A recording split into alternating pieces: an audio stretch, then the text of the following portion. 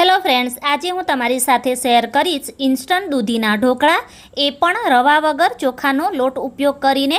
તેમજ આ ઢોકળા હાથમાં લેતા જ લચી પડે એવા એકદમ લાઇટ વેટ, પોચા અને જાળીદાર એવા બનીને તૈયાર થાય છે. તેમજ ખાવામાં એકદમ સ્વાદિષ્ટ બને છે. ચીકણા તો બિલકુલ જ નહીં બને. તો પરફેક્ટ આવા જ ઢોકળા બનીને તૈયાર થાય એના માટે તમે રેસીપીને પૂરેપૂરી જોજો. તો ચાલો બનાવવાની શરૂઆત કરીએ.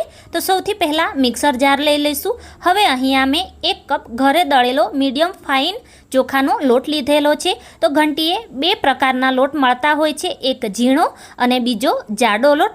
તો જે ઝીણો લોટ મળે છે ને તે આ લોટ કરતાં પણ એકદમ ફાઇન હોય છે. તો અહીંયા તમે જાડો લોટ લઈ શકો છો. હવે એ જ કપના માપથી અડધો કપ દહીં લઈશું. દહીં બહુ ખાટું ના હોય ને એ રીતેનું લેવાનું. 3 જેટલી લસણની કળી, લસણ નહીં ખાતા હોય તો તમારે સ્કીપ કરવાની. તીખાસ પ્રમાણે લીલા મરચાં, 4 નાના આદુના ટુકડા અને 1 મુઠ્ઠી જેટલી ડાળખા સહિત લીલી કોથમીર ઉમેરીશું. તો એનાથી ઢોકળા એકદમ ગ્રીન એવા બનીને તૈયાર થશે અને સ્વાદ પણ સરસ આવશે. હવે અહીંયા મેં 1 કપ ફૂલ ભરીને રફલી કટ કરેલી દૂધી લીધેલી છે અને 2 મોટી ચમચી જેટલું પાણી ઉમેરીશું. તો ગ્રાઇન્ડ કરવા માટે પહેલાં જ આપણે વધારે પાણીનો નથી ઉપયોગ કરવાનું, નહીં તો ખીરું પતલું થઈ જશે. 1 નાની ચમચી ખાંડ ઉમેરીશું. એનાથી ઢોકળા હલકી એવી મીઠાશવાળા બનીને તૈયાર થશે. તમારે દૂધી, લીલા ધાણા એવું અલગથી ગ્રાઇન્ડ કરી ઉમેરવું હોય તો તમે એ રીતે પણ ઉમેરી શકો છો. અને મિક્સર જારમાં ચોટેલું હતું એમાં મેં 2 મોટી ચમચી પાણી ઉમેરી ક્લીન કરી અને ઉમેરેલું છે. તો ખીરું આપણે ના બહુ જાડું ના બહુ પતલું એ રીતેનું રાખવાનું છે, કંઈક આ રીતેનું. હવે ખીરાને આપણે 5 થી 10 મિનિટ માટે સેટ થવા માટે રાખી દઈશું. 5 થી 10 મિનિટ પછી એમાં સ્વાદ પ્રમાણે મીઠું ઉમેરી સારી રીતે મિક્સ કરી લઈશું. હવે અહીંયા મેં 1 મોટી ચમચી તેલ સારી રીતે ગરમ કરી લીધેલું છે. એમાં અડધી ચમચી રાઈ ઉમેરી રાઈને સારી રીતે ફૂટવા દઈશું. પછી થોડા મીઠા લીમડાના પાન, 1/4 ચમચી હિંગ ઉમેરીશું. તો તેલમાં આ ત્રણેય વસ્તુનો સ્વાદ આવી જવાના લીધે આ ઢોકળા વધુ ટેસ્ટી એવા બનીને તૈયાર થાય છે. તો તમે સાદું તેલ ઉમેરવા કરતાં એકવાર આ રીતે વઘાર ઉમેરી અને બનાવજો. ઢોકળા બહુ ટેસ્ટી એવા બનીને તૈયાર થશે. વઘારને મેં એકદમ સારી રીતે મિક્સ કરી લીધેલો છે. હવે ખીરાને આપણે સાઈડમાં રાખી દઈશું અને જે પ્લેટમાં તમારે ઢોકળા સ્ટીમ કરવા હોય એ પ્લેટમાં થોડું એવું તેલ ઉમેરી તેલને સારી રીતે ગ્રીસ કરી લેવાનું, કે જેથી ઢોકળા ઠંડા થયા પછી ઇઝીલી એ નીકળી જાય. હવે આ બાજુ મેં પાણી પણ ગરમ કરવા માટે મૂકી દીધું હતું. પાણીમાં નાના નાના બબલ્સ દેખાઈ રહ્યા છે. આ રીતેનું પાણી ગરમ થાય એટલે આપણે વાસણને અંદર રાખી ઢાંકી અને પાણી આ રીતે સારી રીતે ઉકળવા લાગે ને ત્યાં સુધી ગરમ થવા દઈશું. તો આ બધી તૈયારી તમારે ખીરામાં ઈનો ઉમેરો ને તે પહેલાં જ કરી લેવાની. હવે અહીંયા મેં 1 નાની ચમચી રેગ્યુલર ઈનો ઉમેરેલો છે. એને એક્ટિવેટ કરવા માટે અડધા નાના લીંબુનો રસ ઉમેરીશું. તો ઈનોને તમારે ખીરામાં બહુ ઝડપથી અને ઓવર મિક્સ નહીં કરવાનું. જો તમે ઓવર મિક્સ કરી દેશો તો ઢોકળા બરાબર ફૂલશે નહીં, એટલે એ વાતનું ધ્યાન રાખવાનું. ફટાફટ આપણે ખીરું વાસણમાં ઉમેરી દઈશું અને અહીંયા હું ઉપરથી કાશ્મીરી લાલ મરચું સ્પ્રિંકલ કરી રહી છું.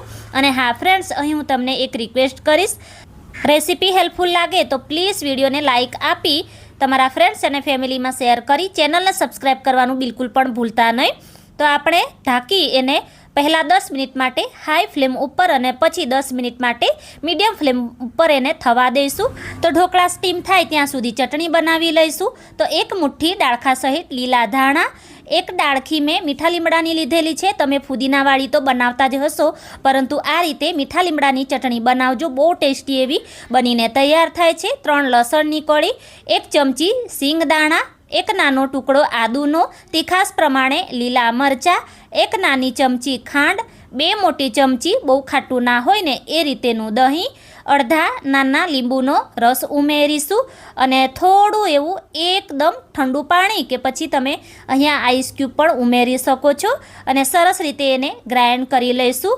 તો એકદમ ટેસ્ટી અને થોડી ચટપટી એવી ચટણી બનીને તૈયાર છે. આ બાજુ ઢોકળાને પણ કૂક થતાં 20 મિનિટ જેટલો સમય થઈ ગયો છે.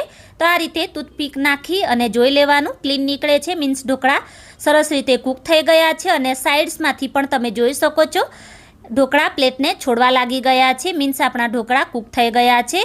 ઢોકળાને બહાર કાઢ્યા પછી એને તમારે થોડા ઠંડા થવા દેવાના, અને જેમ જેમ ઠંડા થશે ને તેમ તેમ આ રીતે કિનારીઓ પણ અલગ થવા લાગશે.